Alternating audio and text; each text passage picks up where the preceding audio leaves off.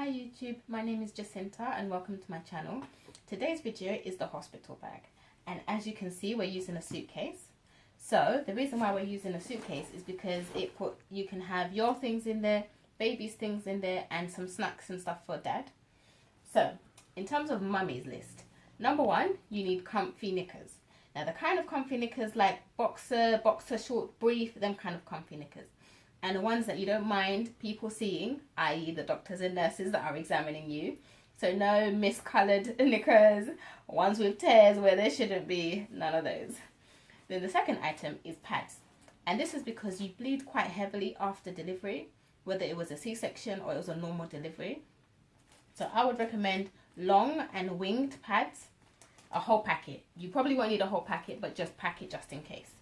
So another thing is the pad knickers, and I got these from Sainsbury's. I would recommend another brand. I didn't like these, but the idea is they tear on the sides, so you can just take them off that way, and single use you dispose of them. Now the reason why I would prefer these to pads is because with the pads, if there's any stains that go onto your knickers, you're then going to have to put the knickers, pack them away, bring them home and wash them. Whereas with this, one time use, stash it in the bin, and you don't need to think about cleaning or washing anything when you come home. Now another thing is the wash bag. So you have your scrubber, you have your shower gel, and you have your deodorant. You also have your toothbrush and toothpaste. Now remember, this is for you and daddy, so just pack it just in case, because the hospital do not provide anything for your birthing partner. The only thing they provide is an extra blanket. As far as if they've spent the night, they don't provide any like small travel toothbrush and Colgate. They don't provide food, drinks, nothing. So make sure you pack some things that they will also need if you need to stay a bit longer. Now we have slippers. I put them in a bag because I personally don't like shoes touching my clothes. No. So yeah, slippers, wipeable ones, because I wiped them when I got home before wearing them again around the house. Or if you're more of a socks kind of person, like someone I know, then you might prefer these like slipper socks with the little bubbles just to wear around the hospital, because otherwise you'll be walking around the hospital in the shoes you came in with, and that's not comfortable. Another thing is if you're on medication that has nothing to do with the pregnancy, so maybe you have a long-term health condition that you have been prescribed medication for, you should have some spare packed in the hospital bag. A, so if you stay in there a bit longer than planned, you don't miss a dose.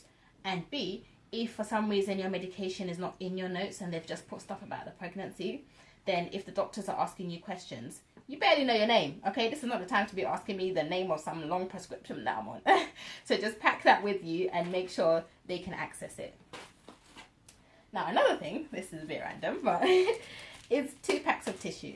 The reason why I've packed this is because, number one, my husband wears glasses, so he sometimes uses them to wipe his glasses.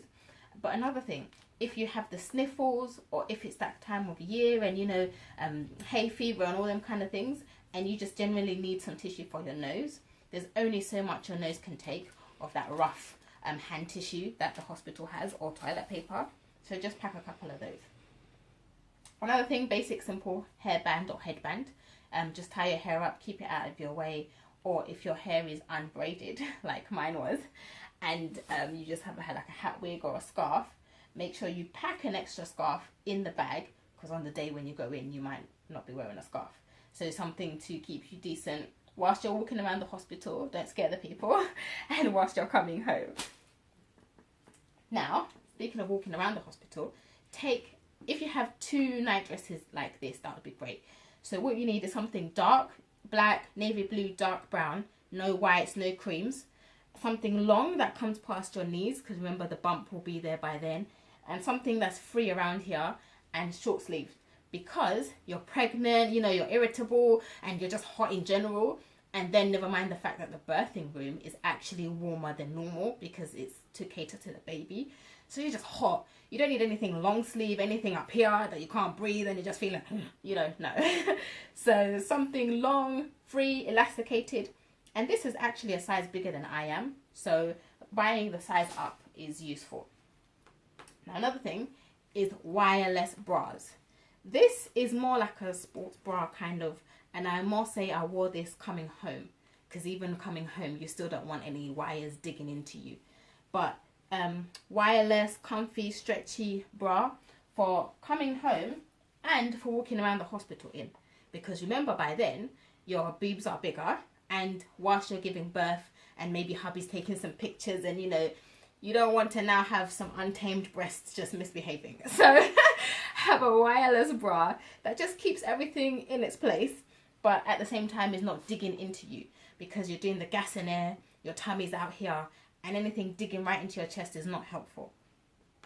Now, this is a going home outfit slash a hanging around the hospital outfit, just in case you stay a bit longer. Now, this is, again, it's long, it's stretchy, it's loose, it's free, but it also has an opening at the front, so for easy access for breastfeeding. And it's still dark. I would still recommend even to have dark clothes for coming home, because remember, you're bleeding, and if you have any spills or accidents, you don't want them to show on your clothes as you're coming home. So these are black, stretchy, high-waisted jogging bottoms. Now remember, high-waisted items. Don't be thinking, oh, baby's out, I can just bring my skinny jeans. No, because even though baby's out, your stomach is not now, you know, flat, six-pack. That's not what's going on. There's still a bit of a bump. And if you've had a C-section, you do not want anything in this area, whether it's your knickers or your jeans. You don't want anything that's digging in, that's folding, and you're now having to put your hand there to pull it up, because remember, there's stitching. So anything high-waisted, loose, breathable. Some people have their eating trousers, you know, that gives them space. If you have a pair of those, why not? Another outfit, just black leggings, again stretchy and comes a bit higher than normal. And to go with this, I packed a long sleeve shirt type thing. Again, long sleeve, warm cotton, and yeah, it's more colour, but it's still nothing bright and in your face, because remember, underneath we've got the black leggings, so if any accidents. Now, another item is the charger. Now, this is my phone charger, because we don't have cameras, so we actually used our phones to take the pictures. So if you're only going to use your phone, make sure you have your charger in the bag, whether your charger or hubby's charger, but somebody's charger needs to be in the bag, because you don't want to forget it and not be able to take pictures in that moment. You'll regret it, so make sure you pack a charger. But if you have a camera, then what you need to do, check the memory stick, clear that. You don't want to go and start filming and then it's telling you, oh, memory full. So check it, clear the memory stick, charge the camera, make sure it's fully charged, and then pack it and still pack the charger. So you've covered all the bases. Now, another item, this is for baby and mum. Now, baby oil for the baby, you don't need something as big as this. This is just what I have around the house, but maybe the smaller one, because baby skin is very dry. I think we were creaming her like 3 times a day. Like, sometimes even every time I changed her nappy, I used that as an opportunity to grease her skin some more, because it was very dry and flaky. So you need baby oil, or for yourself, if you use another cream, then pack the cream that you're going to use. But for baby, you need some oil. Now, the last thing for mum is your hospital book. Now, obviously, this is not my hospital book, because you don't get to keep your hospital book, so they've taken it. So this is just something to represent my hospital book, but make sure that that's packed, because you will absolutely need that. Now, this is an extra tip that you might not need to use, but just in case. If for some reason they can't find your hospital book, or it's in another ward because you've been in and out of hospital so much or something like that, God forbid, then a tip I would say is to text your full name, your hospital number, your GP's name, and your midwife's details to your birthing partner and your husband. And if you only have one birthing partner, then your birthing partner. So just in case they need those details, but the book is coming or they haven't found it or something, it's there. Now, in a secret compartment to store money. Now, you need about, I'd say £10 in coins and then a £10 note. So £20 in total. The coins is for the parking. Hospital parking is not free. So if you drive, then you're going to need coins for the parking. And then also you'll need coins for tea, coffee, you want a sandwich or anything like that around the hospital.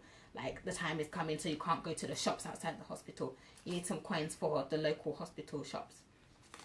Now the note is for in case things don't go to plan and you're not going to be picked up anymore and the person you were planning to pick you up can't come or whatever. The £10 note is for the cab, because you don't want to have to take a cab and then because you didn't plan for it, all you have is a card.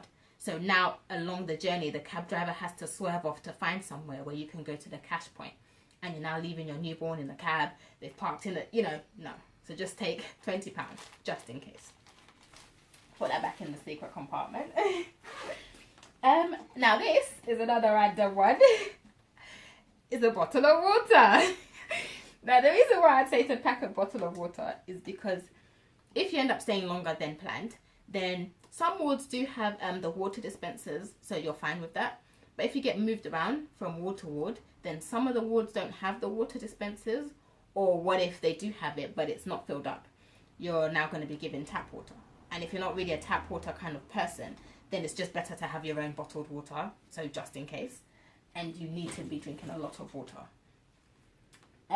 Now this is more of an item I would say to buy after you've had the baby. But the reason why I'm showing you is because the hospital, there's a lady who came around on the prenatal ward who gave the sample packs of this out, and because I tried the sample pack, I knew how amazing it was and I knew I had to have it in my life. So this is a nipple cream. Now what this does is, after you've given birth and you're starting the breastfeeding, the nipples are dry and cracking and the skin is very sensitive. And also because you're a new mum, you don't really know the technique of breastfeeding, so you're probably even doing it wrong. So it's hurting because you're doing it wrong, and it's hurting because the nipples are sensitive.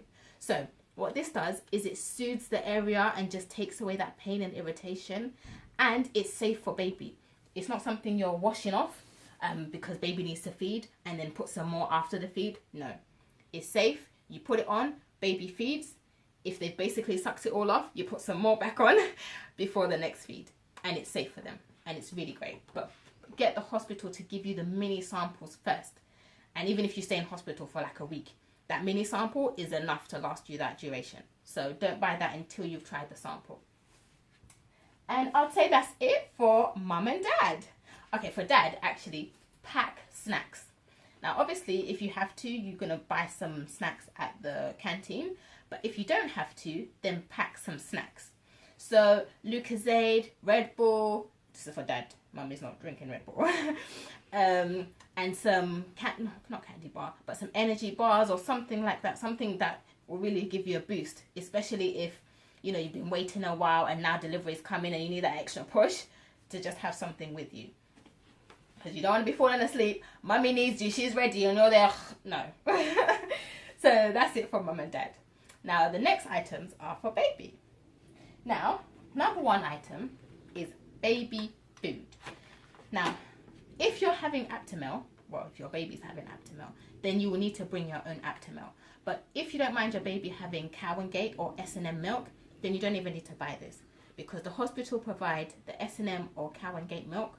They provide the disposable bottles and the disposable teats. So that's everything you'll need, because what happens is once you've given birth, the breast milk does not come in until at least 48 hours after delivery. So the baby's first meal will actually be formula. So don't go there thinking, no. You will need the formula. So if you want Aptamil specifically, that's why you'll need to have it. And just a small pack of 4, because remember the hospital have the disposable bottles and teats. So do not be misled into buying those, the starter kit that has the teats and the blah, and it costs like £8. What for? This is £3.20, and then the hospital provide the rest. Don't spend unnecessarily. So that's just if you want baby to be on Aptamil. But if you don't mind the other two, you don't even need to buy that. Now, we have, what are these called? Nappy bags. Now, nappy bags, even though you're in hospital, obviously you can dispose of the nappies without putting the nappy in here. But why I'd recommend to pack this is because if baby has an accident on their clothes, whether poo or vomit, then instead of now putting the clothes in the same suitcase with the clean clothes and staining other stuff and having that smell surround the suitcase, their clothes are small, and this size, this is from Asda, so it's a good size, and the smell, I can even smell it, is very strong. So just put the clothes in here, dirty clothes, tie them, keep them separate from everything else. That's what these are for. Now another thing is obviously wipes. Now you can use Pampers, Johnson's, or the, is it Water Pure, that brand that people are bragging about. But if your baby is not sensitive skinned, don't spend extra money on these gimmick wipes. This is fine, but each to their own. But yeah, a whole pack. Don't take one that's half used. Take a brand new unused packet, because baby will need this. You don't know for how many days. And if also you're not strong enough to have a shower, even though you've taken your shower items, just use a few wipes. Wipe your face, wipe the armpits, and spray some deodorant. Keep it fresh. Now, another item is bibs. Now, these are, they might be useful because if baby is throwing up and the mess stays up here, then all you need is to change the bib. But obviously, if they've now messed everywhere else up, then you change the whole outfit. But if you don't need to change a whole outfit, why change a whole outfit? Another baby item is hats. They're so cute. Now, even if your baby's born in summer, you need to have hats, because your baby will lose a lot of heat in their head. And remember, they're adjusting from the womb, which is a constant temperature, to the outside, which is 1 minute hot, then it's cold, then it's okay, you know. So they need the hat to keep them in that constant temperature that they've been used to. Another item is mittens. Keep baby's hands warm, number one, and number two, their nails come out really long. I mean, they're soft and bendy because they've been in water, but their nails are still long. And you know, they're doing all of this around their face, so they'll be scratching themselves. So the mittens are to prevent the baby from scratching themselves. And also we have some socks, because baby's feet can be really cold. The hands and the feet are the part that gets the coldest the most, so pack some socks. Then we have the vests. It's so cute. I think that says cute like mummy. Well, you know. So pack some of these vests. The short sleeve one, in case your baby's a summer, spring kind of baby. Or pack some long sleeve ones, in case it's a winter baby.